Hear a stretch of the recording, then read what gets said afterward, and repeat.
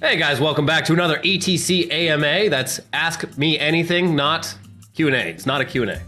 I don't know what a Q&A is. I don't know how many times we're gonna have to explain that. Yeah, you keep calling it a Q&A, but it's not. Quasars and anagrams. Yes, exactly. What Spool said. Yeah, well, that just gave it away. Our special guest today, again, the fan favorite, Sean Spool Pool. Back by popular demand. What is this No show? mustache. I've never been here before. No, I got rid of the mustache. Well, let's get right into it. Question number 1 comes from Aroused Dennis. What is a day in the life of you guys when at work? Oh, this is going to be so exciting for you guys. Yeah, real exciting stuff. The most exciting part is lunch. Yes. Because we can pick from like 3 places. Yeah. You want to start it off, Spool? Sure. I get in around 9, and then I immediately start. I check my email and then see if there's anything. Ask Bruce what I need to cut that day, or continue cutting stuff from the day before. Cut for a few hours till like noon, and then we go to lunch. Get back at 1, and then An hour lunch, you maniac. Sometimes it's nice. Now that I'm on the IG side, we get hour lunches. We eat it. Me and Elliot eat at our desks. When I was on ETC, I got maybe like a 15-minute, 20-minute lunch. That's right. But We're on a tight ship here. But and then cut until the live stream starts for IG at 3, and then I usually help make sure that their live stream's working, which it usually isn't, and then continue cutting from there until 6 or so. Very exciting. Yeah, I think ours is a little harder. We have less people than IG, and there's a lot more news to sort of choose from. Like gaming news, you got like your main blogs you can sort of like consult, but like with our stuff, it's like some days we got to dig a lot harder. So like generally, you know, I wake up at like 7:30, quickly check like Feedly, the app that me and Ricky use to sort of look at RSS feeds, quickly go through that, see if anything like big is happening. Get into work around like 9, keep looking for stories, kind of like sorting through stuff, narrowing it down to ones that like not only are a good story. Well, it also depends on what day it is too, because on Mondays, Mondays we're getting ready for Tech Tuesday and the Daily, and we have a thing that we do with Samsung on their app. Yeah. Tuesdays we get ready for Weekly Weird on Wednesdays. I mean, we're writing stuff throughout the week for all these, but really preparing Tuesday for Wednesday and the Daily, and then Wednesday we get ready for Samsung and the Daily and News Dump. Yeah. Usually we'll have a story on Friday, or there's a floating story usually around in the week. So we're always kind of trying to constantly find that one. So it's like, it's different every day, but it's constantly coming in and just dissecting what we have to do and putting the stories that we can find coherently into this. Wake up, you have to write a 3-page essay in the next like hour. Yeah. And not just one of them, like 3 of them. It's fucking nuts because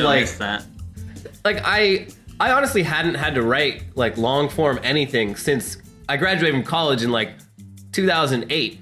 So that's like 6 years of just sort of not having to use that part of my brain. Yeah. And then like just in the last year having to like sort of relearn it. I mean, I'd say I've definitely picked it up back again, but it's gotten strange. And everyone has a different writing style too. Yeah. Like I write with bullet points when I do it. So I put all the points I want to hit in bullet points and then flush them out from there. Whereas different people write as they like flow. Yeah, mine's like stream of consciousness. Ricky does that, which you can tell because you go back and it's all like the grammar and like everything's kind of off because he's just like typing and burning through it. Yeah, it mostly takes place between the hours of 9 and 10:30, where we'll do at least 2 full scripts a day, and these scripts they're like 3-4 page scripts, sometimes more, but yeah. So then we go and shoot it at our set. And usually takes, you know, some days I'm not as sharp. Yeah. Can't really talk as good. So some days it takes a little longer. But yeah, generally we shoot for like 30 to 45 minutes on a longer day. And it's between like the 3 videos we get to do a day. And then it's right back to editing. And if one of us isn't editing, that one is writing more for the next day. And then throughout the day we're responding to emails. Doing social media.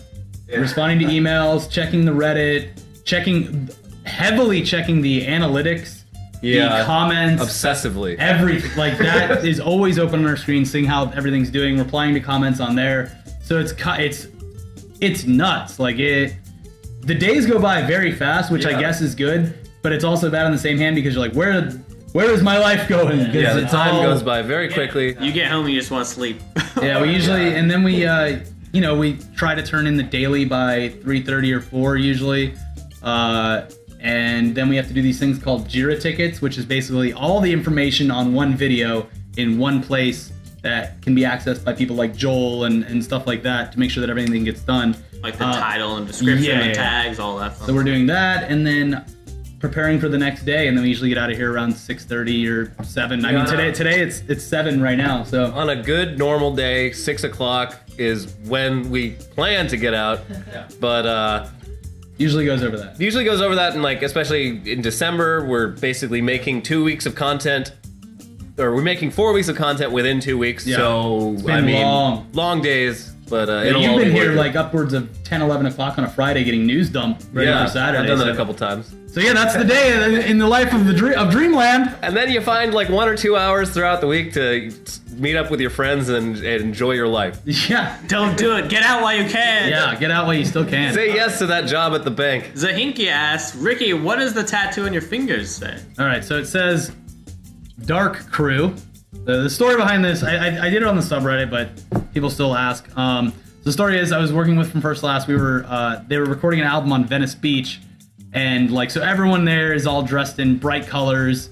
It's like happy vacation time everywhere. And back then, we looked very bleak. Emo? Black hair, black Goth. shirts, black pants. Not goth. Come on. Like emo and goth? No, come on. Screamo. We were scene kids, okay, bro? No, so we were like just bleak and dark and scary looking and gloomy and all this stuff. And we were there like it was a couple months, and we kept going to this one liquor store that was like right by the place they were recording at. And eventually the guy that worked behind the counter got to know us really well because we were in there every night buying liquor and other stuff, blunt wraps and whatnot. Oh. And then so eventually we just started going in, and he'd be like, oh, here comes the Dark Crew. And, the Dark Crew is yeah, here. the Dark Crew's back. So like it happened so frequently, like we were there for so long that it became kind of like a term of endearment. We were like, we're the Dark Crew or whatever. So like basically me and a bunch of other guys in the band, like Matt Good, Travis Richter, and some other people all have this tattooed on their fingers. So you took a situation that would normally be a wake-up call to turn your life around. A liquor store owner just recognizing you because you come in so regularly, and you decided to permanently etch it into your skin. Yeah, right? That's what people do? Have you gone back down there recently or anything? Is the guy still... No, I mean, when I do go down to that spot in Venice Beach, I do go into that liquor store. Is the guy still there? No, I don't. Nor would he remember me now. Like my hair was like. You're like, but I had the tattoo. Yeah, my hair was in the middle of my back then, so I look completely different. But yeah, I mean, the liquor store is still there. It's not going away. It's Nick's Liquors. It's on Washington, where the pier is. I think setting up a liquor store on Venice Beach would be just infinite money forever. Yes, because there's just a lot of degenerate drunks around gross. there. Yeah, Trying it's to great. manage. Probably get robbed a lot. It's a great place. Great place. Hexbread2 wants to know, what was the most embarrassing thing that has ever happened to you, especially Spool? I can't really think of a really embarrassing thing other than like maybe asking out a girl and then her turning you down in like high school or something like that. Which you find out later, it was she had her boyfriend, or she was sleeping with the guy that was her neighbor, and he was an asshole. Anyways, that's the whole. That was really detailed. That's not an embarrassing story, but when I was like 13 or so, me and my best friend who lived next door to me went over to my grandparents who lived on the other side, and they had like a bunch of old like beat up cars like in their backyard and a bunch of just random junk like behind their house somewhere. And me and my best friend decided it was a great idea. We were bored. It was the summer. We were bored. Like, oh, let's get some like get crowbars and just bash like the glass and stuff out of all these cars and whatever at my grandparents' house. Like, I'm like, they don't care. They don't use them or need them for anything. So we bashed like all the windows out of like 2 or 3 cars, and then there was like this just big pile of junk like sitting back there. We're like, what is this? Well, let's smash it. It had like all these electronic parts and stuff on it. We were like 13-year-old boys. We don't know any better. So we smashed that. Immediately got in trouble by my grandparents and my parents. I spent the whole rest of that summer working at their house. It wasn't very fun. But the big pile of junk, it turned out, was... the cure for cancer. It was like a pump for their pool, for their swimming pool, and it was worth like $8,000 or $9,000. Jesus Christ! Yeah, that's embarrassing. That was embarrassing for me. Well, just because it was like it's viciously committing a crime. It's probably the dumbest thing I've ever done in my life, and just like, no. Yeah, it is pretty embarrassing. That's why I'm so straight laced now. Shameful. So a shameful act. Very shameful and embarrassing for me because obviously I see my grandparents every day after that. I'm like, Yeah. I'd say mine's definitely along the same lines of being more just like shameful than embarrassing. Because I don't even remember it because I was fucking blackout drunk. But yeah, so I was in a study abroad program in Germany my junior year of college. It was a film program. And last day of the semester, we got to screen all of our short films for like an audience of like our host families and like all of the like teachers that came in and did seminars and shit. Yeah. And it was like open bar for a bunch of like kids that were either 20 or 21. They had entire bottles of champagne, and like the German lady in the kitchen was like, "Hey, you want a whole bottle of champagne? Take it." So me and my friend Mike each had an entire bottle of champagne, in addition to having just been drinking all day anyway, because it was like we were done with our work. This is like both of us just straight up blacked out. During the screenings, we were just like acting the fool and like shouting and like apparently I was like flipping people off in the crowd, just like, yeah, fucking Germany's great. Oh my god. And then I like threw up all over the place and basically like was sober by the time I was on an airplane the next day, but like everything leading up to that is just a blur. Get home to America, I get a bunch of calls from Germany like, you fucked up. You need to send apology letters to like this person and this person and this person. You need to pay for like the maid bills for cleaning your fucking vomit out of the carpet. So like send money to this address. That's pretty bad. I did all of it and it was fine.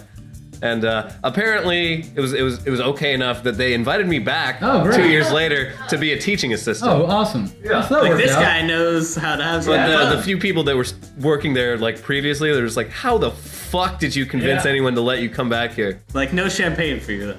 Yeah. I don't know. Like there's way too many to like I think pick out any one in particular. But I guess recently, like in the past couple of years, I think it was like 4 years ago, I went to a concert and I just spaced on eating dinner because we just got there and I was like, oh, okay, great. So drinking all night, and they're like, hey, do you want to go to an after party? And I was like, sure. Oh, no. Go to an after party. It gets to be like 4 o'clock in the morning and just have been drinking since probably like 6. And the combination of being completely drunk, blackout drunk, and just dead tired. And I was standing having a conversation at the top of a staircase. Oh no. And just passed out and fell down the entire staircase in front of the whole after party. Oh my god. And then apparently people came to like rescue me, and I came to being held up by 4 people being carried to a car to leave the party. And it was in front of like some pretty like decently well-known musicians and stuff like that. So like, who's this asshole? And like the next day I was just like, I'm never gonna be able to show my face around any of them again. Was your body like fucked up from falling down a flight of stairs? Oh yeah, I hit my head pretty hard. It was the next morning was just a mess. Like it was bad. And like I mean there's tons of stuff. Like do you ever get like maybe I'm like putting myself too much out here, but do you ever get like those things where you think about something really embarrassing that happened like 10 years ago and you just go, ooh. Yeah. Oh yeah. You just cringe all the time. You'll remember something that happened like 10 years ago that has no effect on your life whatsoever. Now you're just like, ooh, ooh. It never goes away. If you're watching this, well, I guess we've just made basically a PSA for just not drinking in general. Not drinking and not destroying property. And then if you already don't get your own douche chills, you will get them in life. You will look back. A lot of them will come from college. Like I have just so many moments from college where I drank too much and it was just like, ooh. Well, that's why I'm like, most of those I like just chalk up to being drunk. I'm like, they're not really embarrassing at the time so much. Alcohol's not an excuse. The next day. Yeah. That's why I didn't really include all that. All right, well let's move on. Wow. Noodle Captain asks, we all know IG staff's favorite video games. What are yours? I'll start this off. Recently, okay, I used to play Warcraft a fuck ton, like way too much, like detrimental to my life too much. And I quit cold turkey, lasted a while, but then Warlords of Draenor came out this past month, and it is amazing. I am fully hooked again. I can't stop playing it. And it's so I'd say like overall I've put more hours into World of Warcraft than any other game. But like this year I loved Destiny, Sunset Overdrive I loved. Every year I love the NBA games, childhood game, anything on Super Nintendo, Super Mario World, stuff like that. Mine, my favorite game of all time is usually like the Ocarina of Time. on N64. That's usually what my default answer is. Also, Secret of Evermore on the SNES was like a big game that I loved when I was like a little kid. But now and then when I was kind of an adult, it was probably Dark Age of Camelot, which a lot of people don't really know, but it was like an old MMO that I played for like 6 years back when I was in college and stuff like that. And I loved that game. I love MMOs in general. So. And I play games significantly less than either of you guys do, but guys, in terms of like just sheer hours as an adult, it would have to be Civilization 5. Yeah. Just play the shit out of that. It's so addicting and so like dense and really gets my brain working. Also, like Portal 2, I played just hundreds and hundreds of hours of that. We're big into strategy. Yeah, I like games that require thought. Like I'll play FPSs. Like I used to get Call of Duty every year, but it would just turn into this thing where I'm just like on the couch, just like, oh yeah. All right, positive KD, let's do it again. But then I'd say just like all-time favorite game would have to be GoldenEye on the N64. Like getting together with friends in like middle school and just like hooking that up on the TV, split screen for like an entire night. Like some of my most cherished memories. Or like Smash Brothers on the 64. I never really got into Smash for some reason, but I think as far as that goes, what was it? It was 2001 or 2 or something like that. Me and my friends used to go to coffee shops that had LAN setups. Yeah, I did that and we too. used to play Counter-Strike from like 8 o'clock at night to like 5 o'clock in the morning. Just straight up playing Counter-Strike all night long. I almost got well, this is a side story. I almost got busted at the mall for me and my friend, the same like best friend that I got. You used to be a criminal. We almost got busted at the mall for like shoplifting once. We were like hanging out back waiting for my mom to come pick us up. What? Who are you? Yeah, we don't even know you anymore. We were riding in the cart, like, you know, like pushing each other in the cart and then just like letting it go. No one was back there, and then all of a sudden like the mall cops show up and they're like on their things, yeah, we got him. We used a blue shirt and a red shirt, and me and my friend like look at each other and I'm like, oh shit. But luckily we had been at one of the LAN things, I think it was Wizards of the Coast. We've been at the LAN center and it had a time thing on it, like you had this much time you played for this long or whatever on it. So we showed him that. We're trying to show him like we were landing. We couldn't have stole anything. Come on. But you did steal. And then no, we didn't. We didn't actually steal anything. But we almost got busted. But thankfully the LAN center saved us from the mall. Well, see, video games do save lives. My mom like pulls up and just sees us there like talking to the mall cops. She's like, what? Here's a question: were you wearing the same hat you're wearing right now? I might have been. Been through a lot. It has. Hooded Bob asks, what show were you most happy to get canceled? I don't think I ever got a show canceled. No, not you getting it. Well, that's what the question says. You're not that important. I know. I guess I'll kind of go first since I already started talking. I was gonna say the Zombieland show on Amazon Prime. It was the worst thing in the world. They took a good idea, good property, and like it was just so bad, from the characters to the story to everything. It was just so bad. Yeah, I don't know. Like I generally don't start watching something until it's already established itself as being okay. But I remember around when like Whitney was just like on billboards everywhere. And it was always like, it would get canceled and then get brought back, and it was like this weird thing where it's like, we're getting rid of Whitney, it's coming back, and like I'd come in one day and just like see like Whitney canceled, be like, yeah! I've never even seen it, I don't know what it is, but I hate it, and then it would come back and then get canceled again. Other than that, I'm never really like happy to see a show go. Selfie got canceled, I think. But that's another one that's like, all I know really is the title and that like John Cho was in it.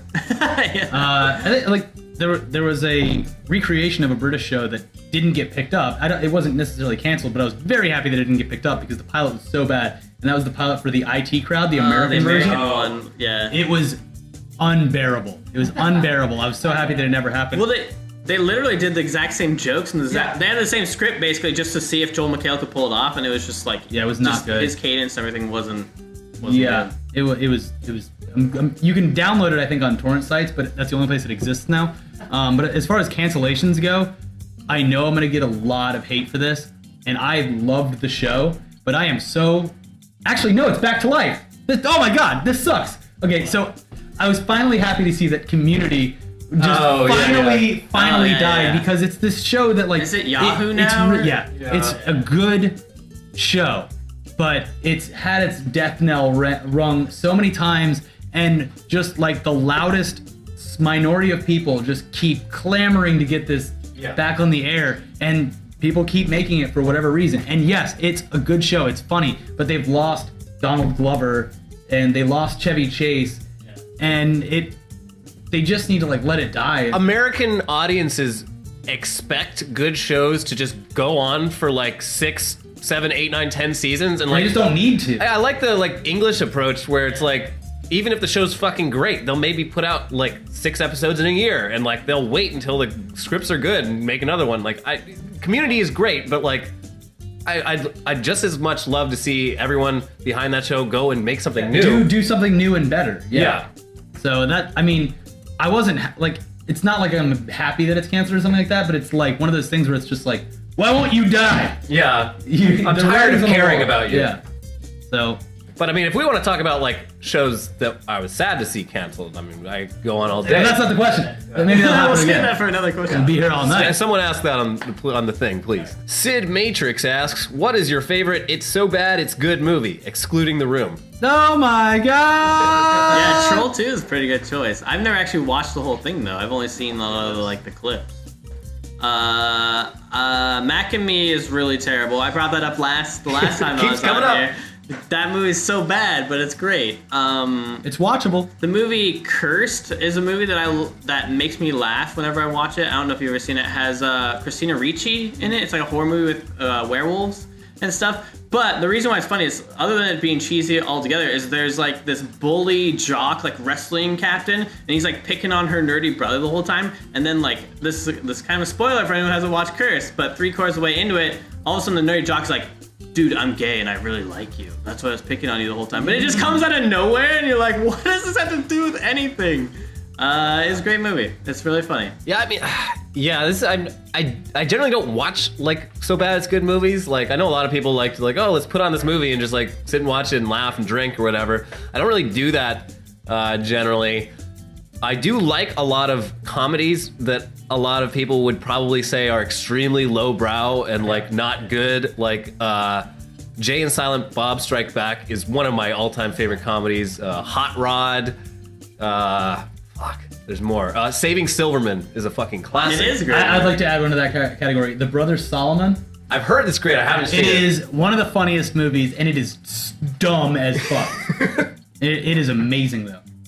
But so bad that it's good. The wonderful Mr. Sark brought a movie to my attention one night, and we watched it, and it was the worst piece of garbage I've ever seen, but so bad that you couldn't stop laughing. But it was made to be serious, and it was called Hard Ticket to Hawaii. Oh, you showed me clips of this. Yeah, it is just a piece of film garbage. It's like a softcore porn. Basically, the guy that made the movie was like, I'm making a movie, pull your tits out.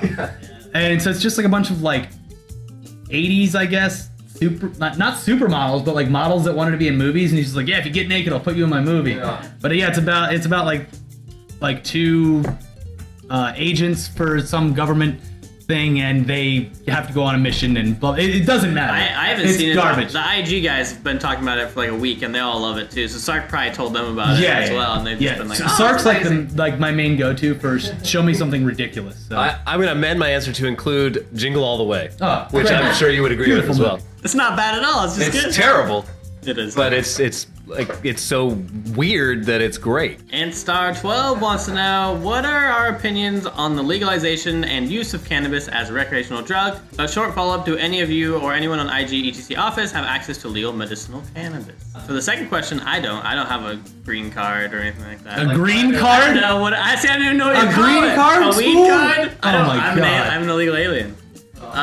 As for my opinion on the legalization, I don't care if it makes the states more money, which they do in general, as long as it goes by like the same kind of guidelines as like alcohol and tobacco, and that it's not in your face and you're not like driving under the influence or stuff like that. I will say the smell of smoked weed, because it's pretty. Yeah, you smell it a lot in LA. It is a terrible smell unless you're participating in the act, I guess. Yeah. I have my card. I rarely use it, but it's so cheap and easy to get that it's just kind of like, I have it if I want to, but rarely. Honestly, rarely. If your glaucoma kicks in. I used to smoke a lot when I was younger, and it just is one of those things that you just kind of taper down, I feel like. All this stuff with weed legalization is happening now, when like if it had been happening like 8 to 10 years ago, like I would have been just like all about it because I smoked weed all the time between like the ages of like 18 and 23. But like now I don't really care. I smoke weed like a couple times a year.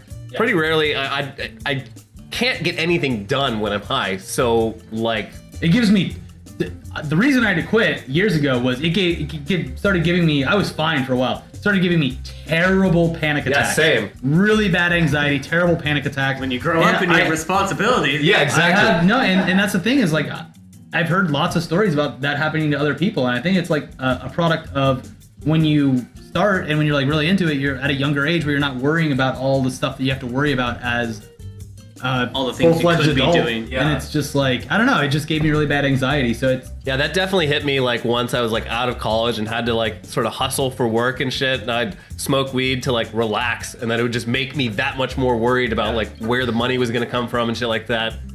But you know, I support it. It's fine. I've had a card at like multiple points in my life, so I'm aware of that whole scene, but I'm not interested in it really at all anymore. No. Yeah, it's whatever. I don't mind what people do in their own homes or whatever. I'll tell you what though, fucking weed culture. Oh my god, it's the worst. Dumbest thing in the world. Yeah. And if you're one of those guys that's all about the fucking Bob Marley Rasta shit, and you're trying to like make people respect and support weed legalization, you need to cut that fucking shit out because no one takes you seriously. Quit posting pictures of your dabs on Facebook. Yeah. You don't look like a smart. jackass. Yeah.